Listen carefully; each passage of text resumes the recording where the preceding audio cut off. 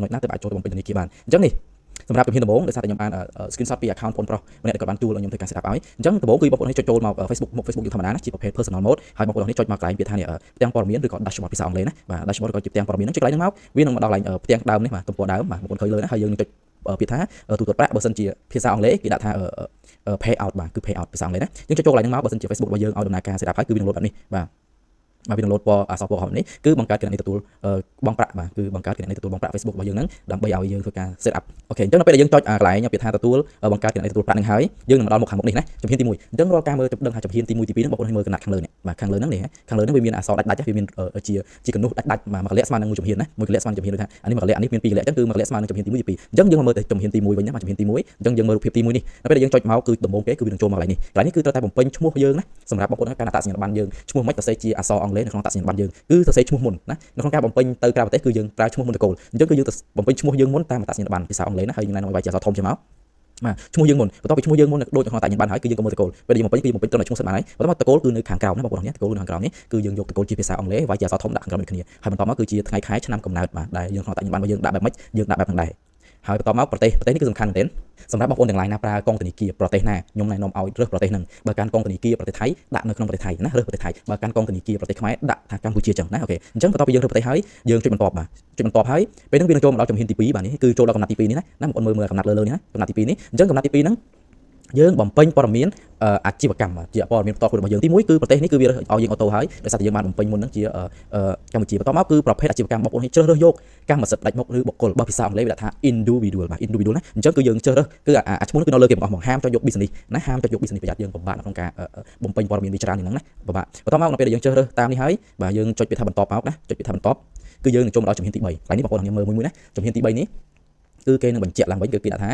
ទី1គេបញ្ជាក់ឡើងវិញឈ្មោះតាមជាជាតិរបស់យើងបាទឈ្មោះនាមកណ្ដាលឬឈ្មោះលេខនេះយើងមិនដាក់ទេគឺកុំដាក់បាទបន្ទាប់មកតកូលរបស់យើងគឺនេះគឺគេបញ្ជាក់ឡើងវិញហើយបងប្អូនឲ្យមកមើលកន្លែងពាក្យថាអាសយដ្ឋានខាងក្រោមណាបាទអាសយដ្ឋានខាងក្រោមនេះបាទអញ្ចឹងអាសយដ្ឋាននេះបងប្អូនអាចចូលទៅ search នៅក្នុង Google បានដាក់ពាក្យថា Cambodia Postal Code បាទដើម្បីអីវាមានជាអាសយដ្ឋានជាភាសាអង់គ្លេសនិងមានលេខ Postal Code មកជាមួយនៅក្នុងតំបន់ដែលយើងរស់នៅអញ្ចឹងនៅពេលដែលយើងចូលទៅគឺយើងនឹងជ្រើសរើសយកមើលឃុំដែលយើងរស់នៅណាឃុំណាដែលយើងរស់នៅឃុំអីបាទហើយនឹងស្រុកអីឲ្យជាភាសាអង់គ្លេសដែលយើងត្រូវចាំបើមិនអញ្ចឹងទេយើងអត់ស្គាល់ទេយើងជ្រើសយកនៅលើគេក៏បានដែរឲ្យតែនៅខេត្តណាមួយដែលយើងនៅក្នុងខេត្តហ្នឹងទៅពេលគឺយើងនឹងមានលេខនេះមកនេះលេខ Postal Code នេះបាទហើយនៅពេលដែលយើងបំពេញតែប៉ុណ្្នឹងបានយើងបំពេញត្រឹមឃុំស្រុកនិងខេត្តបានណាយើងមិនបំពេញអីច្រើនញ៉ៃទេហើយយើងមើលនៅពេលដែលយើងបំពេញយើងអូសឡើងលើណាអានេះរូបភាពនេះរូបភាពទី1ទី2នេះរូបភាពតែមួយបាទព្រោះវានៅជំហានទី3តែមួយទេដោយសារវាវែងវាតម្រូវយើងអូសឡើងលើបន្តិចមកណាអូសឡើងលើមកពេលយើងអូសឡើងលើមកយើងនឹងឃើញទីក្រុងគឺយើងបំពេញទីក្រុងឈ្មោះទីក្រុងរបស់យើងជាកំពង់ចាមណាអញ្ចឹងនេះគឺខេត្តកំពង់ចាមយើងអូសឡើងលើមកយើងនឹងឃើញត្រឹមទីក្រុងនេះទៀតអាសយដ្ឋានគឺនៅលើនេះអាសយដ្ឋាននេះបាទអាសយដ្ឋាននេះគឺវានៅលើនេះទេប៉ុន្តែយើងអូសឡើងលើមកយើងនឹងឃើញពីឋានទីក្រុងហ្នឹងយើងបំពេញមកកំពង់ចាមហើយរដ្ឋឬក៏ខេត្តហ្នឹងដាក់កំពង់ចាម province zip code ឬក៏កូដប្រេសនីហ្នឹងគឺលេខ03 10កូដ05ហ្នឹងគឺជាលេខ zip code ប្រេសនីតំបន់ដែលយើងរស់នៅបាទបន្តមកគឺលេខទូរស័ព្ទដៃបាទលេខទូរស័ព្ទដៃយើងដាក់លេខដែលយើងប្រើហើយ email ដាក់ email ដែលយើងប្រើគឺ email ហ្នឹងសម្រាប់នៅពេលដែលគេផ្ញើលុយមកគឺគេផ្ញើ email ហ្នឹងមកបញ្ជាក់ឬក៏ប្រាប់យើងអញ្ចឹងបាទអញ្ចឹងនៅពេលដែលយើងយកត្រឹម email នឹងហើយយើងដាក់លេខ TIN ណាក្នុងប្រឡោះពាក្យថា TIN គឺយើងដាក់លេខអត្តសញ្ញាណប័ណ្ណរបស់យើងចូលលេខអត្តសញ្ញាណប័ណ្ណ9ខ្ទង់គឺយើងកុំធ្វើអីណាវាយតែលេខចូលហើយអូសឡើងលើបាទវាយលេខចូលហើយនេះអូសឡើងលើគឺនៅវានៅជំហានទី3ដូចគ្នាណារូបតែមួយទេដោយសារតែវាវែងណាដោយសារតែវាវែងអូសឡើងលើវិញខ្ញុំធ្វើជា3រូបអញ្ចឹងយើងអូសឡើងលើមកគឺយើងនឹងឃើញសញ្ញាគ្រីសមួយនេះគឺអាប្រឡោះពាក្យថា VAT ឬក៏ VAT នេះយើងមិនបំពេញទេយើងទុកចោលទៅបន្តមកបងប្អូនចុចពាក្យចុចសញ្ញាគ្រីសមួយនៅខាងក្រោមនេះបាទចុចសញ្ញាគ្រីសមួយនៅខាងក្រោមនេះហើយចុចពាក្យថាបន្តបាទបន្តពីយើងបន្តហើយអញ្ចឹងបងប្អូនអាចធ្វើពិនិត្យឡើងវិញសិនអាចពិនិត្យឡើងវិញថាព័ត៌មានណាខ្លះដែលយើងបំពេញខ្ញុំត្រូវអញ្ចឹងយើងបំមើលឲ្យព្រោះ3រូបនេះ3រូបភាពនេះគឺជារូបតែមួយទេព្រោះវានៅក្នុងជំហានទី3ដូចគ្នាព្រោះថាវារូបវាវែងនេះបញ្ជាក់ឡើងវិញណាកុំឆ្ងល់ណាអូខេអញ្ចឹងនៅពេលយើងគ្រីសហើយយើងបន្តហើយគឺវាចូលមកដល់ជំហានទី4អូខេនេះជំហានទី4នេះណាជំហានទី4បាទអញ្ចឹងនៅក្នុងការ set up ជំហានទី4បងប្អូនទាំងអស់គ្នានឹងមកដល់កន្លែងនេះគឺយើងធ្វើការ set up ទៅលើកងធនាគារយើងហើយបាទបងប្អូនត្រៀមលេខកងមកហើយមកលេខគណនីដែលយើងវេលុយចេញចូលហ្នឹងបាទបន្តមកយើងដល់ជំហានទី4នេះយើងនឹងឃើញមាន2ទី1ការភ្ជាប់ធនាគារដោយដៃទី2គឺភ្ជាប់ធនាគារភ្ជាប់ជាមួយនឹងគណនី PayPal គឺ PayPal នេះអត់ត្រូវយកទេសម្រាប់ PayPal នេះយើងអត់ចាំបាច់ត្រូវយកទេគឺយើងយកសម្រាប់ធនាគារដោយដៃអញ្ចឹងយើងប្រើការយកធនាគារដោយដៃនេះមកនៅពេលយើងចុចគ្លីកចំកន្លែងភ្ជាប់ធនាគារដោយដៃយើងចុចពាក្យថាភ្ជាប់ខាងក្រោមនេះកំណត់ភ្ជាប់ទៅពេលយើងចុចមកគឺវានឹងលោតផ្ទាំងបែបនេះឲ្យណាហើយយើងអូសឡើងលើតិចមកនេះនៅពេលយើងចុចគ្លីកពឹវានឹងលោតមកខាងនេះវិញវានឹងលោតទម្រង់បែបនេះឲ្យអញ្ចឹងទី1ឈ្មោះម្ចាស់គណនីនៅពេលដែលយើងដាក់លេខឈ្មោះយើងតាមអត្តសញ្ញាណប័ណ្ណឈ្មោះម្ចាស់គណនីរបស់យើងគឺវានឹងដូចគ្នាទៅនឹងអត្តសញ្ញាណប័ណ្ណហើយក៏ដូចគ្នាទៅនឹងឈ្មោះគណនីដែលយើងទៅបាក់នៅធនាគារដែរបន្ទាប់មកប្រទេសគឺយើងបាន set up ដាក់ជាប្រទេសកម្ពុជាហើយបន្ទាប់មកអានេះគាត់ថាវាបញ្ជាក់យើងឡើងវិញទេយើងមិនបាច់បំពេញទេតែបើសិនជាវាឲ្យបំពេញក៏បងប្អូនទាំងអស់គ្នាបំពេញឡើងវិញដូចគ្នាបាទថ្ងៃខែឆ្នាំកំណើតជាមួយនឹងអាសយដ្ឋានរបស់យើងបាទអញ្ចឹងបន្ទាប់មកបងប្អូនអូសឡើងលើទៀតអូសឡើងលើបន្តិចមកគឺនឹងឃើញកន្លែងនេះបាទយើងបងប្អូនចំណាំណាអាសយដ្ឋាននេះគឺកន្លែងតែមួយទេគឺវានៅក្នុងជំហានទី4ដូចគ្នាអញ្ចឹងមកដល់កន្លែងនេះគឺសំខាន់មែនទែនបងប្អូនត្រូវតែបំពេញ SWIFT code ណាអូសយកពេលយើងអូសឡើងលើតិចមកគឺនឹងឃើញហើយពាក្យថា SWIFT code បាទ SWIFT code ហ្នឹង បើសិនជាបងប្អូនទាំងអស់គ្នាស្រួលរកក៏បានដែរយើងបើចង់បានធនាគារអី search រកនៅក្នុង Google បានឬក៏ chat មកសុំខ្ញុំបានខ្ញុំផ្ញើឲ្យណាអូខេអញ្ចឹង Swift code នេះយើងដាក់ខាងលើនេះមកហើយបន្តមកគឺលេខគណនីធនាគារអញ្ចឹងគឺគណនីនេះគឺជា ABA អញ្ចឹងវាមាន00ពីមុខបាទគឺលេខទាំងអស់9ខ្ទង់យើងដាក់តែប៉ុណ្្នឹងទេគឺកុំដាក់សញ្ញាគ្រីសអីឡើយទោះបីជាកងធនាគារ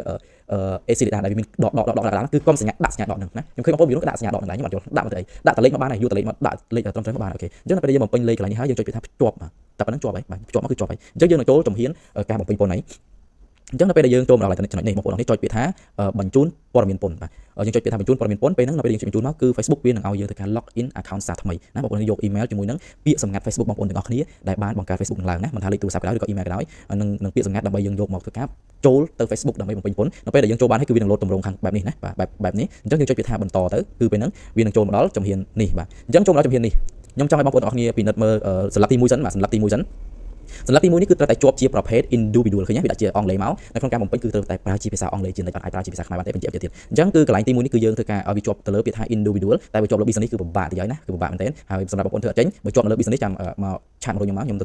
ួលការជូនឲ្យ$15ដូចគ្នាអញ្ចឹងនេះយើងធ្វើឲ្យវាជាប់ជា individual បន្តមកបងប្អូនទាំងអស់គ្នាคลิกខាងក្រោមនេះពាក្យថា no នេះបាទពាក្យថា no នេះបន្តមកវាលោតមកកន្លែងនេះមួយទៀតយើងចុចពាក្យថា no មួយទៀតមកបាទនេះពីរនេះគឺសន្លឹកតែមួយទេរួចចុច no ទាំងអស់នេះហើយចុច next មកខាងមុខមកគឺវានឹងលោតមកដល់សន្លឹកនេះមួយទៀតណាគឺសន្លឹកកន្លែងនេះបងប្អូនទាំងអស់គ្នាខ្ញុំឲ្យមានកន្លែងកត់សម្គាល់បន្តិចទី1គឺឈ្មោះណាកន្លែងនេះគឺនៅពេលដែលឃើញឈ្មោះហើយត្រូវចាំឈ្មោះនេះឲ្យដាច់ខាតបាទត្រូវចាំឈ្មោះនេះថាយើងបានទៅស្អីមិនទុកយើងទៅសញ្ញេនៅខាងក្រោយណាចាំកន្លែងឈ្មោះនេះឲ្យច្បាស់ណាថាយើងបានទៅស្អីមិនគឺ screenshot ទុកក៏បានដែរបាទបន្តមកយើងមកដល់ខាងមុខនេះអ្វីដែលយើងត្រូវរើសគឺត្រូវរើសប្រទេសបាទប្រទេសដែលអ្នកចាត់ការពន្ធឲ្យយើងបាទយើងជ្រើសរើស Cambodia មកណាកន្លែងនេះគឺមានតែមួយកន្លងទេឲ្យយើងធ្វើការបំពេញបាទជ្រើសរើស Cambodia មកហើយកន្លែងនេះយើងមិនធ្វើអីទេវាគ្រាន់តែ show បញ្ជាក់យើងម្ដងទៀតបាទយើ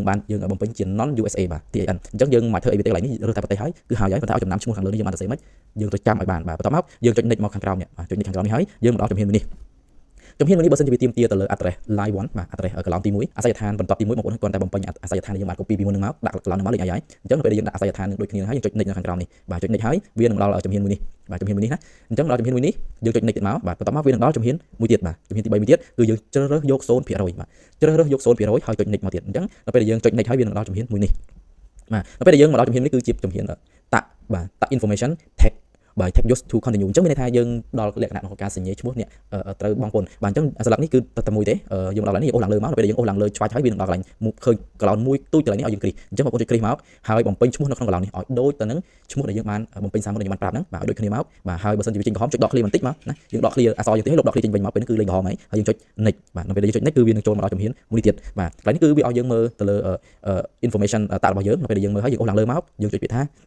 submit form បាទ submit form យើងចុចខាងក្រោមនេះគឺ submit form ហើយវានឹងចូលមកដល់ជំហានមួយនេះបាទអញ្ចឹងចូលមកដល់ជំហានមួយនេះគឺបងប្អូននឹងឃើញណាគឺជាតាក់ profile របស់យើងគឺយើងធ្វើបានជោគជ័យហើយនៅពេលដែលវាលោតនៅពេលដែលវាដាក់ថា your tag information is complete បាទអញ្ចឹងន័យថាតាក់របស់យើងគឺបានរួចរាល់ហើយបងប្អូននេះអូសឡើងលើមកអូសឡើងលើបន្តិចមកគឺយើងនឹងឃើញសញ្ញាគ្រីសមួយនៅខាងក្រោមនេះបាទចុចសញ្ញាគ្រីសនឹងមួយមកហើយយើងចុចពាក្យថា done បាទអញ្ចឹងនៅពេលដែល done មកគឺយើងនឹងបានទម្រង់បែបនេះនៅក្នុង Facebook របស់យើងកន្លែងនេះយើងបំពេញមិញហ្នឹងគឺទីមួយយើងនឹងឃើញកងធនាគារមានឈ្មោះរបស់យើងហើយតាក់របស់យើងត្រូវតែធ្វើការ verify បែបនេះបាទអញ្ចឹងតែប៉ុណ្្នឹងមកគឺរួចរាល់បាទណាទៅអាចចូលទៅបំពេញធនាគារបានអញ្ចឹងនេះសម្រាប់ជំហានដំបូងដោយសារតែខ្ញុំបាន screenshot ពី account បងប្រុសម្នាក់ដែលគាត់បានជួលឲ្យខ្ញុំធ្វើការ set up ឲ្យអញ្ចឹងដំបូងគឺបងប្អូននេះចុចចូលមក Facebook មុខ Facebook យើងធម្មតាណាជាប្រភេទ personal mode ហើយបងប្អូននេះចុចមកកន្លែងពាក្យថានេះផ្ទាំងព័ត៌មានឬក៏ dashboard ភាសាអង់គ្លេសណាបាទ dashboard ឬក៏ជាផ្ទាំងព័ត៌មានហ្នឹងចុចកន្លែងហ្នឹងមកវានឹងមកដល់កន្លែងផ្ទាំងដើមនេះបាទទំព័រដើមបាទបងប្អូនឃើញលើណាហើយយើងនឹងចុចពាក្យថាទូទាត់ប្រាក់បើសិនជាភាសាអង់គ្លេសគេដាក់ថា